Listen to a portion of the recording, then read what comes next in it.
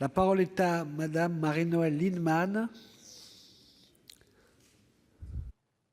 Oui, mes chers collègues, ce débat est extrêmement important parce qu'il en va quand même de notre indépendance énergétique et d'une stratégie de transition énergétique où la France garde une grande souveraineté, ou en tout cas tente de la garder.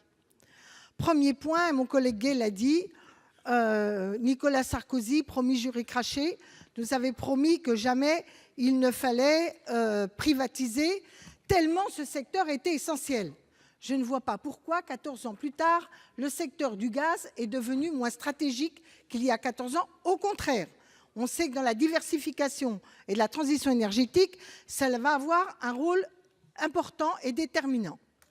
Deuxièmement, je passe tous les épisodes où petit à petit, l'État s'est complètement désengagé en gardant moins de 23, je crois, ou 24% du capital. Et soi-disant, on avait la maîtrise stratégique parce qu'on avait la fameuse Golden Share, l'action qui permet, etc., d'intervenir.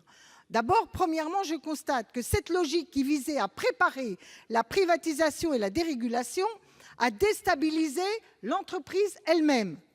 L'État actionnaire n'a même pas veillé à ce que des emplois qui pouvaient rester en France le restent. Je prends un exemple, délocalisation des services clients français pour la plupart d'entre eux, et délocalisés dans des pays à faible coût de main-d'œuvre, et d'ailleurs même pas dans l'Union européenne.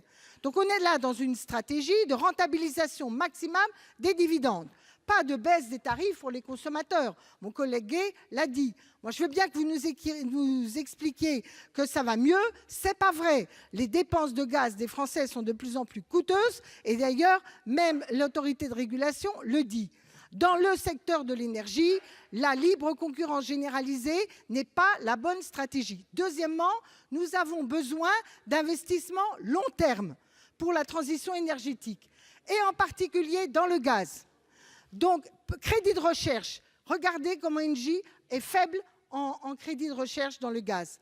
Pas de stratégie qui investit dans des technologies peu rentables à très court terme, mais qui le seront à moyen et long terme. C'est pourquoi on a besoin de l'État. Monsieur le ministre, je vais terminer. Vous nous avez dit hier qu'il y avait une espèce d'alliance contre nature entre l'essentiel des bancs de cette Assemblée.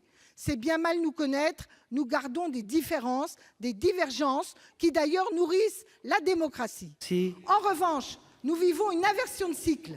Le tout libéral, le tout privé n'est plus convaincant. Et même si nous ne partageons pas tout, nous savons qu'il est temps que sur certains sujets, l'État reprenne la main.